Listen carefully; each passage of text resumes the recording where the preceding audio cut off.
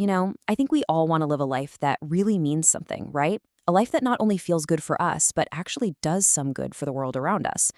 But how do you actually build a life like that, step by step? Well, today we're going to dive into an ancient text called the Yogacara Bhumi Shastra, which gives us a surprisingly practical blueprint.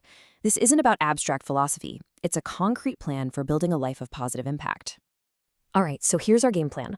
We're going to start with the fundamental why, the core aspiration.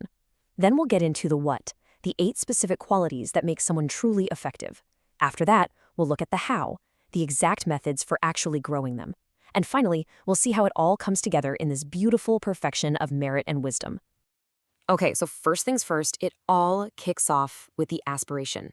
And what's cool is that the text is super clear about this. This is not some fuzzy, feel-good wish to be a good person. No, it's a powerful, laser-focused drive to become incredibly effective at helping others navigate their challenges and find real, genuine well-being. And that really gets us to the heart of this whole thing, to a question that it feels just as real today as it did centuries ago. How do we actually build the capacity to be a force for good? Because, just wanting it isn't enough, right? The text argues that you've got to build the foundation first, right inside yourself. And that foundation, it's built on this really key idea called vipaka, or maturation. The easiest way to get it is to think of it like farming. Every single thing we do today, that's a seed we're planting.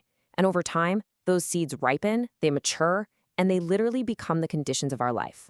So what a bodhisattva does is they intentionally plant the seeds that are going to grow into a harvest of real capacity, the actual ability to help.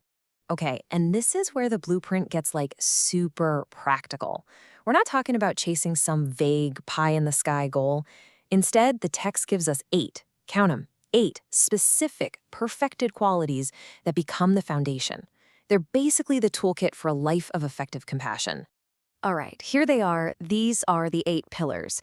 And if you look at the list, you can see it covers the whole shebang, from super practical stuff like lifespan and energy, all the way to interpersonal things like being trustworthy and having real influence. And the key word here is fullness. The goal is to take every single one of these and max it out, bring it to its highest potential. But, and this is crucial, not just for you. It's so you become way more capable of helping everyone else. Let's dig into how. Okay, so how do we actually build these qualities? And honestly, this is where it gets really brilliant. Because for every single one of those 8 qualities, the text hands us a specific cause. It tells us the exact seed we need to plant in our own lives to make it grow. Okay, let's start with number 1, fullness of lifespan. The logic here is it's so simple and beautiful. You want a long life? Well, then you gotta cultivate a deep, genuine respect for all life. By consciously choosing not to harm, you plant the seed for longevity. And that extra time to get, it's not for kicking back. It's the runway you need to keep practicing, to keep serving. All right, next up, fullness of form. You can think of this as your presence. So how do you develop a presence that just naturally makes people trust you? Well, the method is to offer beauty to the world, gifting things that are clean, bright, beautiful. And let's be clear, this has nothing to do with vanity. It's about creating a vibe, an atmosphere, where people just feel comfortable, they feel open, and they're more receptive to positive advice. Okay, this next one is fascinating. You want to be in a situation where you have real influence? The secret isn't what you'd think. It's not about power, it's humility. The idea is that by truly letting go of arrogance, by treating every single person with dignity, you create the cause to be respected. And when people respect you, your words have weight. Your advice actually lands and becomes effective. Number 4 is sovereignty. This is all about having the resources, the freedom, the juice to actually make a big difference. And the cause? It's radical generosity. The text is basically saying, if you give freely without holding back to people who need it, you are planting the seeds that will attract the exact resources you'll need to help on a much, much bigger scale later on. Our words, man, they can build worlds or they can tear them down. So to cultivate speech that people can trust, the practice is crystal clear. Speak the truth. And just as importantly, you gotta stop using harsh, deceptive, or divisive language. When your words have that kind of integrity, guess what? People listen. You become that reliable voice that can actually guide people, bring them together, and even heal.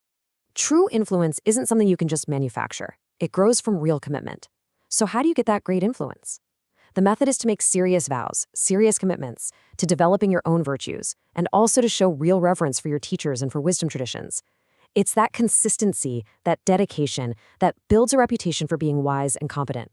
And from that, a natural positive influence just grows. This one's deep. It's all about valuing this incredible potential we have just by being human. The practice is to really truly cherish this life, see it as this amazing vehicle for growth, and then help other people see that in themselves too. And the result?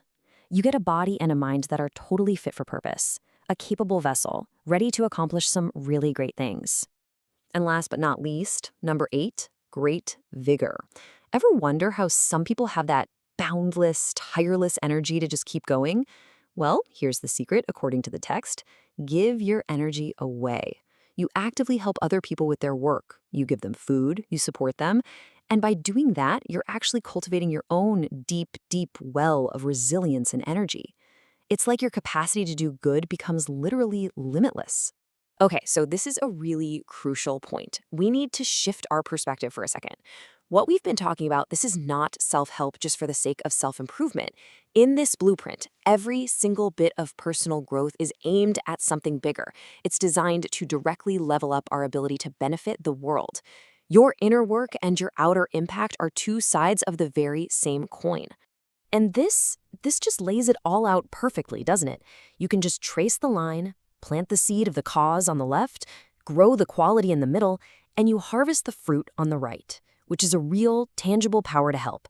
It's an elegant, it's practical, and honestly, it's an incredibly empowering roadmap. But wait, there's more. Seriously, it doesn't stop there. The text also gives us these 3 growth conditions. I like to think of them as the perfect soil, water, and sunlight for those seeds we're planting. First, you need a pure mind. Your motivation has to be genuine. Then you need pure practice. That means you gotta be consistent.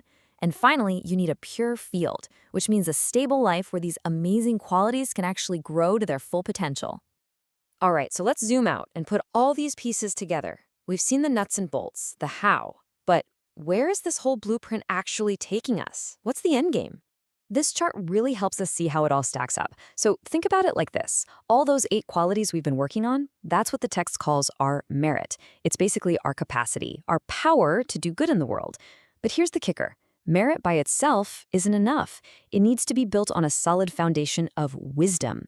That's the clear insight that makes sure our actions are actually truly helpful. And this quote, right from the source text, just nails it. Merit, our compassionate action, and wisdom, our clear insight. They're both absolutely essential. You literally cannot reach the goal with just one. They're like the 2 wings of a bird. You need both to fly. And that, right there, is the real heart of this whole blueprint. It's so powerful because it's not just about wishing well or having good intentions. It's a system for becoming effectively good. It's about bringing together that compassionate heart, which we build through all these practices, with a wise mind that knows exactly how to help. So, there you have it. The blueprint is on the table. 8 clear, totally doable ways to start building a more beneficial life. So the only question left is for you. Looking at this map for your life, which one of these seeds are you going to plant first?